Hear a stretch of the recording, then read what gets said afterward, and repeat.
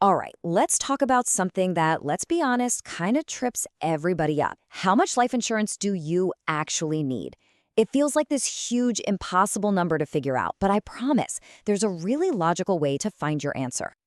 So yeah, this is it. This is the big question. How much is enough? Is it $1 million? 5 million? Is it, I don't know, 10 times your salary like you hear sometimes? We're going to break this down and figure it out together. And look, if you've ever felt totally overwhelmed by this, you are not alone.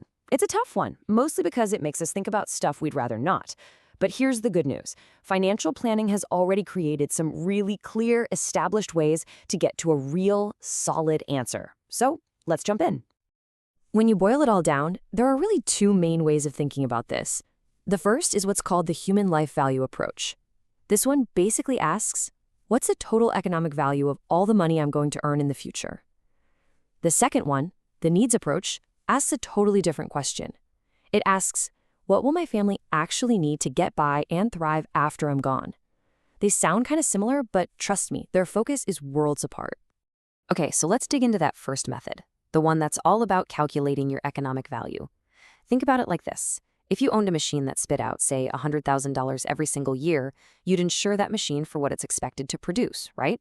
Well, this approach applies that exact same logic to you and your ability to earn an income. So the official name is the Human Life Value Approach, and it's all about figuring out the capitalized value of your future earnings. That sounds complicated, but it's not. It's just a way of calculating the giant pile of money you would have brought home from today until the day you retire, and then figuring out what that lump sum is worth in today's dollars. And really, it all comes down to this idea right here. Now, I know it can feel a little cold, a little impersonal, placing a dollar value on a life.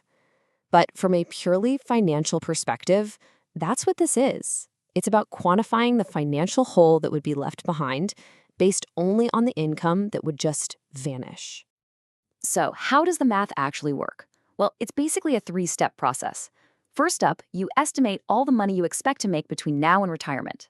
Then, step two, you have to subtract the money that was just for you anyway. You know, your income taxes, your personal expenses like food, clothes, hobbies, all that stuff. And finally, step three, you calculate the present value of whatever is left. And that's a really key step. It just answers the question, what's that future stream of income worth if you got it all in one big check today? Because we all know a dollar today is worth more than a dollar you're promised 20 years from now. Now, here is the most important thing to understand about this approach. It is a fantastic way to figure out your economic contribution. But, and this is a big but, its focus is entirely on you, the earner. It doesn't actually ask whether that final number is enough to pay for college, or to pay off the mortgage, or to hit any other specific goals your family might have. And that little blind spot brings us perfectly to the second big method, the needs approach. So if the first method was like insuring a money printing machine, this one is completely different. This is like sitting down and creating a detailed item-by-item financial blueprint to fund your family's entire future. The definition here really says it all. This method doesn't even look at your past earnings. It starts with your family's future, and it works backward. It asks, okay, what are all the things they're going to need money for? The big goals, the day-to-day costs, and how much cash do we need in the bank today to make sure every single one of those things is taken care of? And you can see just how detailed this gets. I mean, we are talking about everything.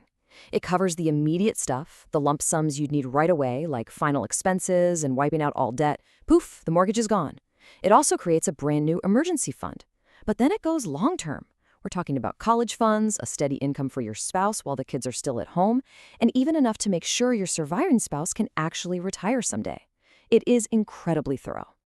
In fact, the needs approach is so detailed it even plans for this, the blackout period.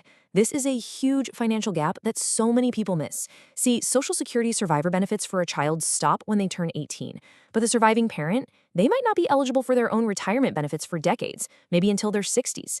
This method specifically sets money aside to provide income during those really vulnerable years. The calculation here is also 3 steps, but it's a totally different logic.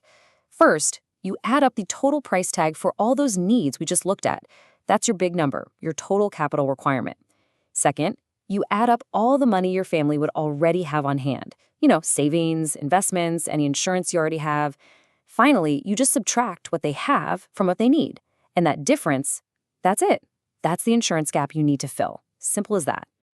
Okay, so those are the two heavy hitters, the really detailed approaches. But just so we cover all the bases, let's take a quick look at a few other, much simpler rules of thumb that you might have heard about. These are way faster. The multiple earnings method is just that. Take your salary, multiply it by, say, 10. Done. The interest-only approach tries to get a lump sum so big your family could just live off the interest without ever touching the original amount. Single needs is even simpler, just buying enough to cover one big thing, like paying off the house. And then, of course, you've got the seat of the pants method, which, yeah, is really just picking a number that feels good. These can be okay for a super quick estimate, but they just don't have the detail to give you real confidence. So, after going through all of that, what's the right answer? Which one of these is the best method? Well, here's the thing. It's less about finding the right answer, and it's more about choosing the right question you want to solve for. And this is really the key takeaway from all of this. The human life value approach answers the question, how much am I worth to my family economically? The needs approach answers a different question. What specifically does my family need to have a secure life? One is all about replacing your value. The other is all about funding their future. So choosing a method is really just deciding which of those questions matters more to you. Ultimately, all these methods are just tools. Their way is to turn a vague, nagging worry into a concrete, actionable plan. And while the human life value tells you what you've lost, I think most financial planners would agree that the needs approach is what really builds a secure future. So maybe the final question isn't just about a number. It's about a promise.